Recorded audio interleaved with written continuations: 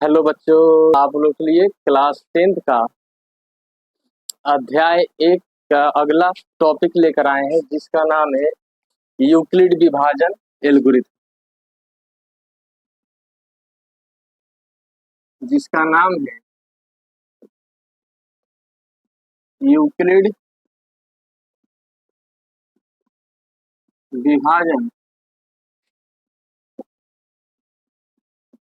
Algorithm, ये topic का नाम है। तो आज हम लोग इस यूक्लिड विभाजन एल्गोरिथम के बारे में बात करेंगे कि यूक्लिड विभाजन एल्गोरिथम क्या कहता है, इसका यूज किस लिए किया जाता है। तो कहता है कि पहले समझ लेते हैं इसके बारे में कि क्या कहता है। तो बोल रहा है कि यूक्लिड विभाजन एल्गोरिथम, यूक्लिड विभाजन एल्गोरिथम का प्रयोग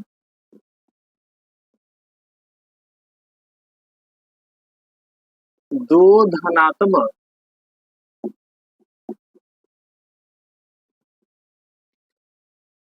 पूर्णांक संख्याओं का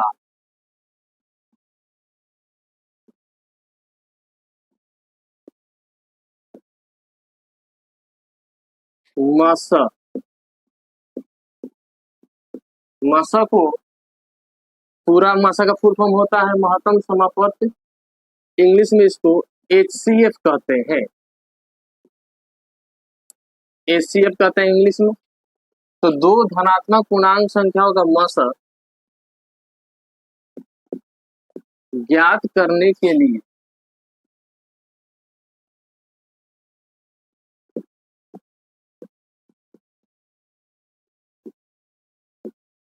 किया जाता है। यूक्लिड विभाजन एल्गोरिथम का प्रयोग दो धनात्मक पूर्णांक संख्याओं का मसा ज्ञात करने के लिए किया जाता है। तो इतना हम लोग समझ गए कि यूक्लिड विभाजन एल्गोरिथम का प्रयोग किस लिए और कहाँ पे करेंगे। तो दो धनात्मक पूर्णांक संख्या अगर दिया रहेगा तो उसका अगर मसा निकालना है तो इस एल्गोरिथम का प्रयोग करेंगे और मसा निकालेंगे। तो पहले इसका देख लेते हैं कि थ्योरम क्या कहता है। प्रमेय के बारे में बात करेंगे।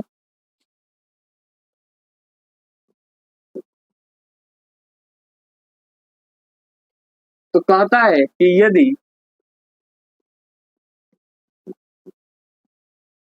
ए तथा बी दो धनात्मक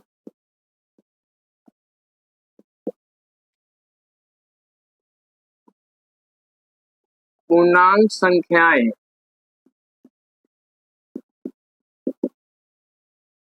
दी हो जहां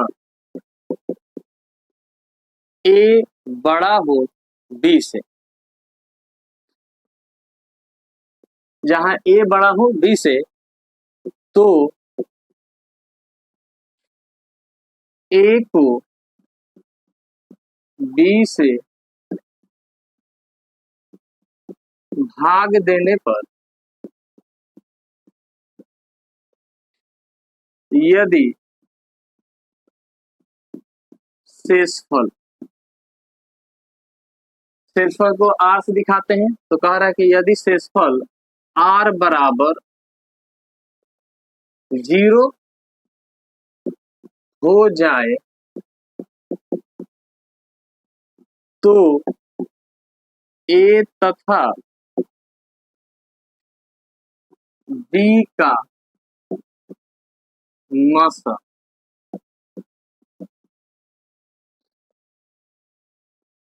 बी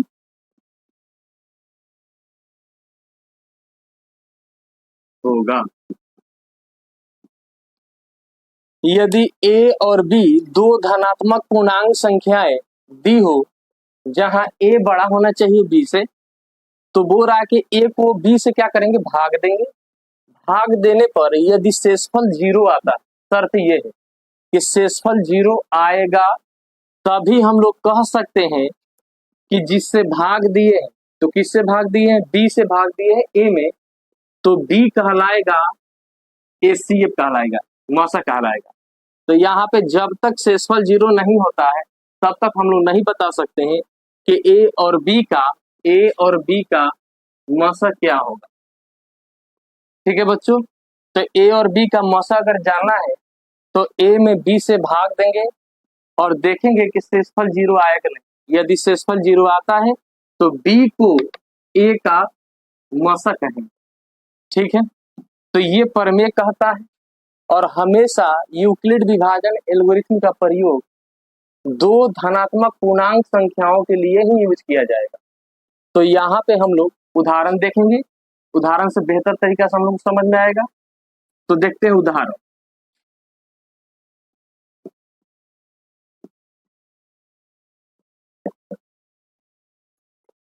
कह रहा है कि यूक्लिड विभाजन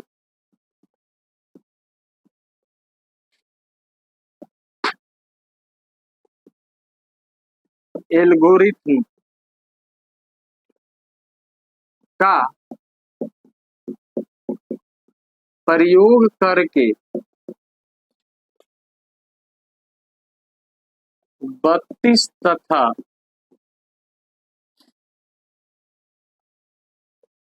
3 का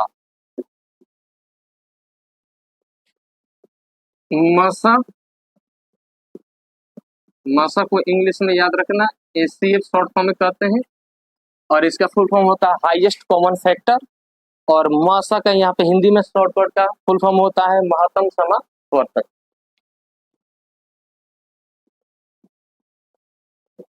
ज्ञात तो इसको किस तरीका से हल करेंगे, आइए हम लोग देखते हैं और समझते हैं कि यूक्लिड विभाजन एल्गोरिथम का किस तरह से प्रयोग करना है और प्रयोग करके किस तरह से मसा निकालना है। तो यहाँ पे करेंगे हम लोग हल। पहले चेक करेंगे कि ये जो दो धनात्मक पूर्णांक संख्या दिया हुआ है इसमें से कौन बड़ा है और कौन छोटा है। तो जो बड़ा होगा वो हमेशा ए होगा, जो छोटा होगा वो बी होगा। ए को हम लोग कहते हैं भाज्य, बी को कहते हैं भाजक, इसलिए इसमें ए कंफर्म करना जरूरी है और बी कंफर्म करना जरूरी है। तो यहाँ पे 32 जो है वो ए होगा क्योंकि ये बड़ा है। तो यहाँ पे लिख सकते हैं कि ए बराबर 32 तथा 3 छोटा है तो ये बी होगा, बी बराबर 3। यहाँ पे लिख सकते हैं चूंकि ए ग्रेटर देन बी का शर्त है कि ए बड़ा होना चाहिए बी से। जब तक ये नहीं होता है तब तक हम प्रयोग नहीं कर सकते हैं, भाग नहीं लगा सकते हम लोग। तो देखते हैं, तो सिंपल तरीका से हम लोग यहाँ पे भाग लगाएंगे जो हम लोग बचपन से पढ़ते आ रहे हैं। तो 32 में भाग लगाएंगे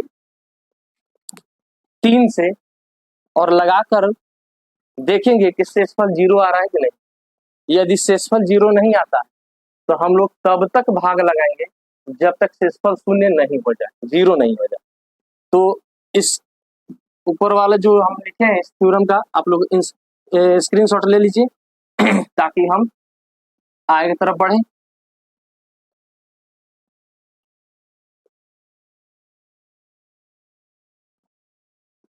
तो चलिए देखते हैं हम लोग।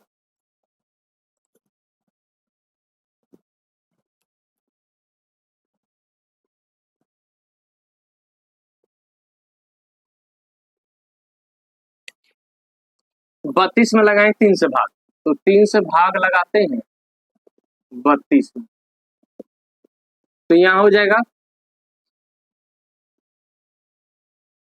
3 कम है 3 और ये कैंसिल हो जाएगा बचा 2।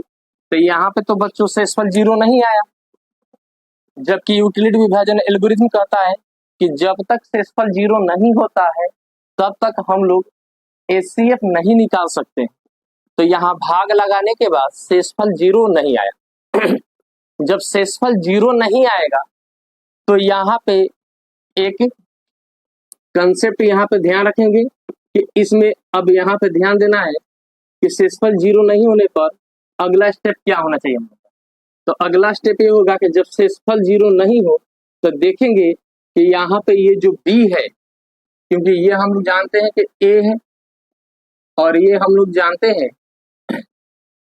कि बी है, तो बी से भाग लगा रहे हैं ए में, तो लगाने के बाद शेषफल 0 नहीं आया, इसलिए ये हम लोग का शेषफल में जो बचा है ये तो आर है, आर से दिखाते हैं शेषफल को। तो इसमें कंपेयर करेंगे बी और ए में कि कौन बड़ा है और कौन छोटा है। तो शेषफल 0 नहीं होने पर कंपेयर करना है बी और आर से। तो देखते हैं, तो इसमें शेषफल जो है छोटा है और बी जो है बड़ा है। बी को कहते हैं भाजक, तो भाजक बड़ा है, शेषफल छोटा है। अब शेषफल को हम लोग भाजक बना देंगे और भाजक को भाज्य बना देंगे और फिर भाग लगाएंगे। तो सिंपल तरीके से बात करते हैं, तो इस दोनों में कंपेयर करने के बाद ये छोटा है तो इससे भाग देंगे, ये बड़ा है इसमें। तो अगला स्टेप होगा 2 एकम में 2 और 3 में से 2 गया 1। अब फिर यहाँ पे चेक करते हैं कि शेषफल क्या आया। तो यहाँ पे शेषफल 0 नहीं है, शेषफल 0 नहीं है, तो फिर हम लोग कंपेयर करेंगे यहाँ शेषफल से और जिससे अभी भाग दी है उसमें। तो इसमें और इसमें दोनों में कौन बड़ा है, तो ये बड़ा है, तो फिर यहाँ पे इसको भाज्य बना देंगे और शेषफल को भाजक बनाएंगे, फिर भाग देंगे। तो 2 बार में भाग लगेगा और यहाँ घट के शेषफल क्या आ जाएगा 0, जिसको हम लोग काट भी देते हैं, ऐसे क्रॉस भी कर देते हैं। तो यहाँ पे अभी फिलहाल 0 से दिखा रहे हैं, तो यहाँ पे हम लोग का शेषफल हो गया 0, शेषफल 0 हो गया। तो यहाँ पे अब कंफर्म करेंगे कि कौन है इसमें दोनों भाग लगाने के बाद जो शेषफल 0 आएगा, तो देखेंगे इसमें मसा कौन है, एचसीएफ कौन है। तो जिससे भाग लगाएंगे और जहां पे शेषफल 0 होगा उसमें जिससे भाग देते हैं वही मसा कहलाता है, एचसीएफ कहलाता है। तो यहाँ 1 से भाग दिए हैं 2 में और 2 में भाग देने के बाद यहाँ शेषफल क्या आया है 0 आया है, इसलिए यहाँ पे 1 जो है ये वाला यही हम लोग का कहलाएगा एचसीएफ मसा।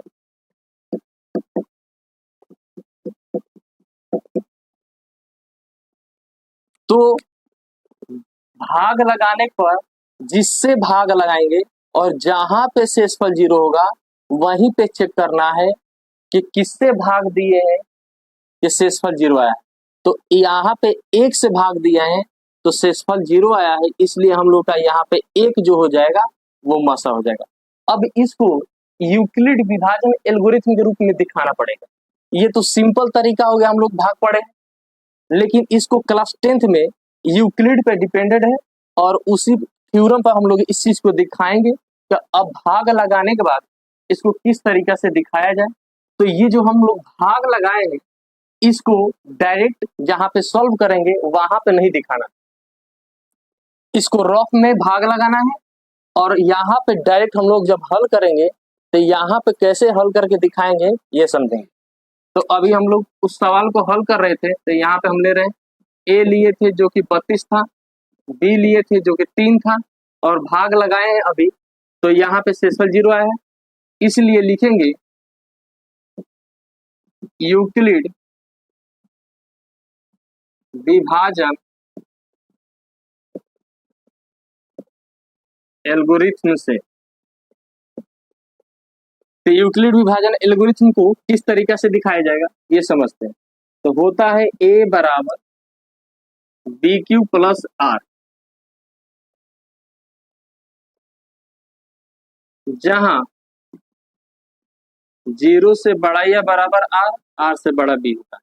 कल हम लोग अगला इससे पिछला क्लास में हम लोग देखे थे कि सेम यही फॉर्मूला का यूज किया गया था यूक्लिड विभाजन प्रमेयिका में। तो यूक्लिड विभाजन प्रमेयिका में प्रयोग किए थे हम लोग भाग जांच करने के लिए, लेकिन यहाँ पे जो है इस फॉर्मूला का यूज किया जाएगा यूक्लिड विभाजन एल्गोरिथम निकालने के लिए, ठीक है, यानी कि एचसीएफ फाइंड करने के लिए। तो यहाँ पे शर्त होना चाहिए कि जहां शेषफल 0 होगा वहीं पे हम लोग को रुक जाना है। तो अब इस वैल्यू में पुट करेंगे यहाँ पे ए और बी क्यू आर का वैल्यू और कंटिन्यू चलेंगे।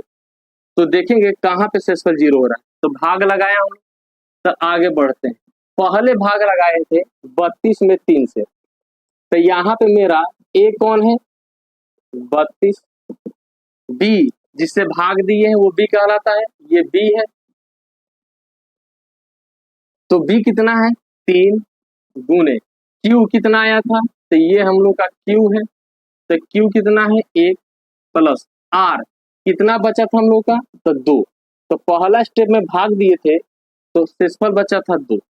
क्या यहाँ पे शेषफल पूरा का पूरा 0 आया था, नहीं आया था, तो लिखेंगे यहाँ पे r इक्वल टू नॉट 0, यानी शेषफल 0 नहीं है। हिंदी में बोलेंगे कि शेषफल जो है वो 0 नहीं, तो नहीं है, तो फिर अगला स्टेप में चले थे हम लोग ताकि शेषफल को 0 बना सके। तो अगला स्टेप में जब भाग लगाए थे तो यहाँ पे अब हम लोग का अगला स्टेप में बन गया था बी कौन बन गया था, तो 2, ए कौन बन गया था, तो 3, क्यू कौन बन गया था, तो 1, और यहाँ पे आर कौन बन गया था, तो घटाने के बाद हम लोग का आर बन गया था 1। फिर अगला स्टेप में पुट करेंगे तो आगे बढ़ेंगे। अब यहाँ पे देखते हैं ए कौन है 3 है, बी कौन है 2 है इंटू, क्यू कौन है तो 1 है प्लस आर क्या बचा था हम लोग का, तो ये दूसरा स्टेप में भाग दिए तो आर बचा है 1।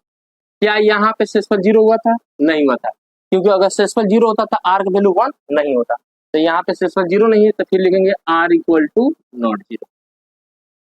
फिर अगला स्टेप, क्योंकि ये था हम लोग का स्टेप 1,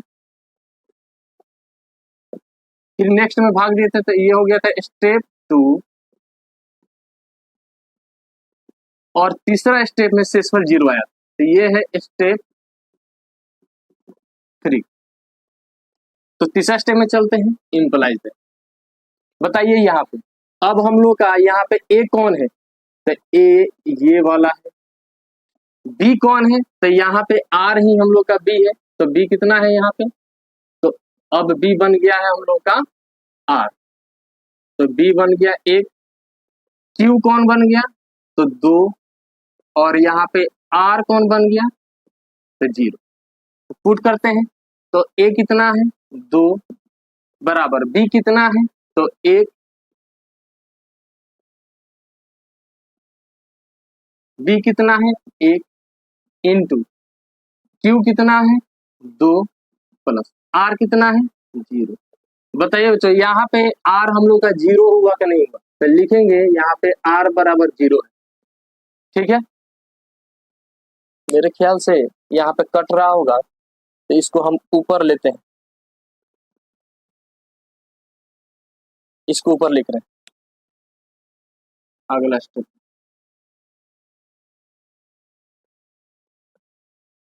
यहाँ पे हम लोग का है ए 2 बराबर बी 1, क्यू कितना है 2 प्लस आर कितना है 0। तो यहाँ पे आर बराबर आ गया है 0, इसलिए फाइनल लिखेंगे। इसलिए किसका किसका एसीएफ बोला था निकालने के लिए, तो 32 और 3 का, तो 32 और 3 का एसीएफ निकालेंगे तो लिखेंगे, इसलिए 32,3। यहाँ पे हमेशा पहला स्टेप में ए होगा, दूसरे स्टेप में बी होगा, ए हमेशा पहले लिखना है, बी बाद में लिखना है। तो लिखेंगे 32 और 3 का मसल, तो बोले थे कि जहां पे शेषफल 0 होगा उसका बी कहलाएगा मसल।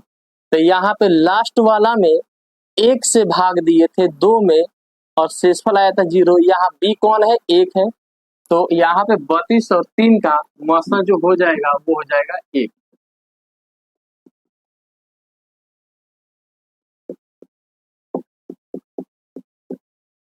तो मेरे ख्याल से बच्चों आप लोगों को समझ में आया होगा। अगला हम लोग एक और एग्जांपल लेते हैं ताकि आप लोगों को बेहतर तरीके से समझ में आ सके। तो यहाँ पे इस चीज का स्क्रीनशॉट ले लीजिए, और अगर समझ में नहीं आए तो एक बार और आप लोग वीडियो को दोबारा देखिए, आप लोग समझ में आए। अगर नहीं आता है तो कमेंट कीजिए ताकि और बेहतर एग्जांपल देके आप लोग समझा सके। तो एक और एग्जांपल ले रहे हैं हम।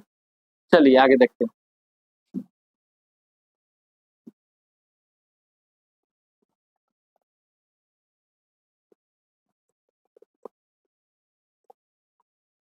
तो एग्जाम्पल लेते हैं, उदाहरण 2 बोल रहा है कि यूक्लिड विभाजन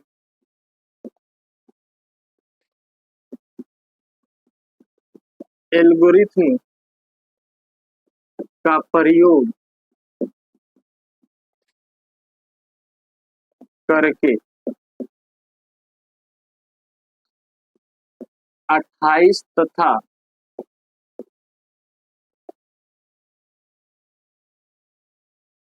5 का मसा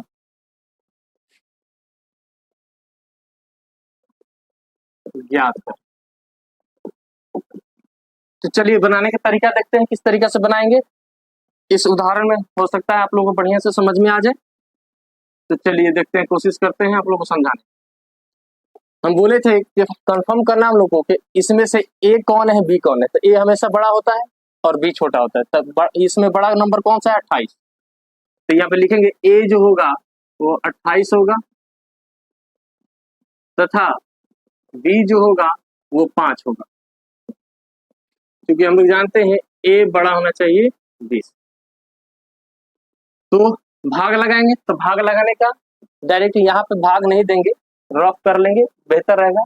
अगर फिर भी आप लोगों का मन हो तो भाग लगा सकते हैं, उससे कोई दिक्कत नहीं। तो चलिए यहाँ पे हम भाग लगाते हैं। मेरे पास तो कोई कॉपी किताब है, कॉपी वॉपी है नहीं कि रफ करेंगे, तो यहाँ पे डायरेक्ट दिखाते हैं। तो 28 में पहले भाग लगाएंगे किससे? 5। भाग लगा के देखते हैं सेक्सुअल 0 आता है कि नहीं। तो 5 से 28 में भाग लगा रहे हैं, तो 5 5 25, तो ये आ जाएगा 8 में से 5 3 और ये कैंसिल हो जाएगा। क्या सेक्सुअल 0 हुआ? नहीं हुआ। जब सेक्सुअल 0 नहीं होगा तो हम बोले हैं कि यहाँ पे बी और आर में कंपेयर करेंगे। ये बी जो है इसको कहते हैं भाजक और जो आर आया है इसको शेषफल कहते हैं।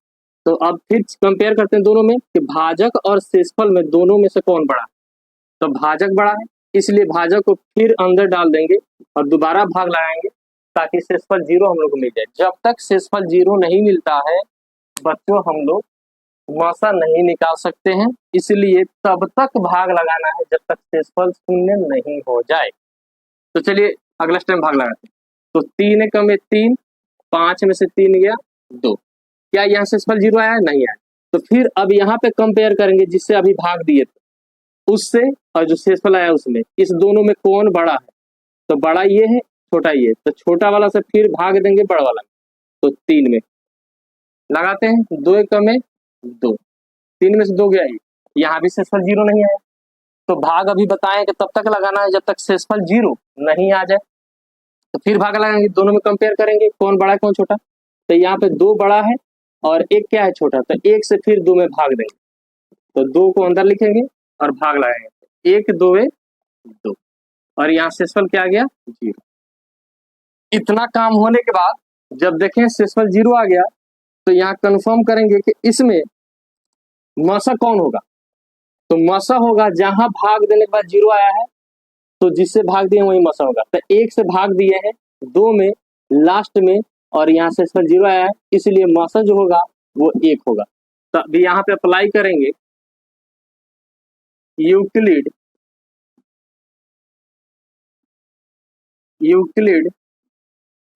विभाजन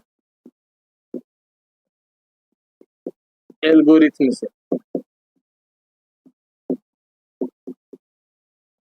क्या कहता है? a equal to B Q plus R, 0 से बड़ा या बराबर क्या होना चाहिए?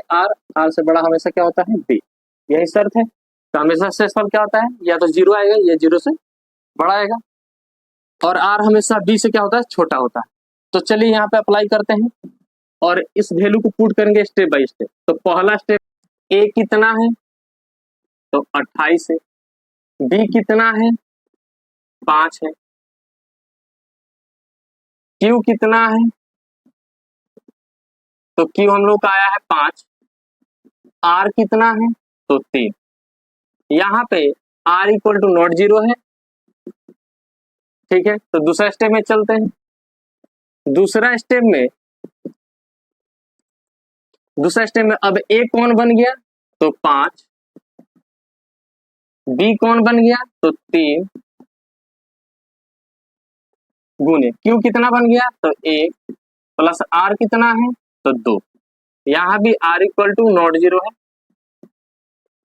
तीसरा स्टेप में देखिए, तीसरा स्टेप में जब R equal to not zero तो तीसरा स्टेप में क्या है, ए कितना है तो 3, बी कितना है तो 2, क्यू कितना है तो 1, आर कितना है तो 1। यहाँ भी R equal to not zero है।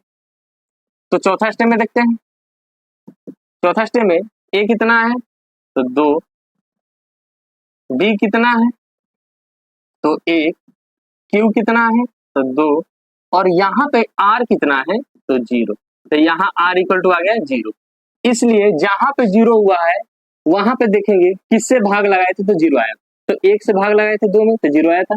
इसलिए यहाँ पे 1 जो होगा वो 28 और 5 का क्या कहलाएगा एचसीएफ।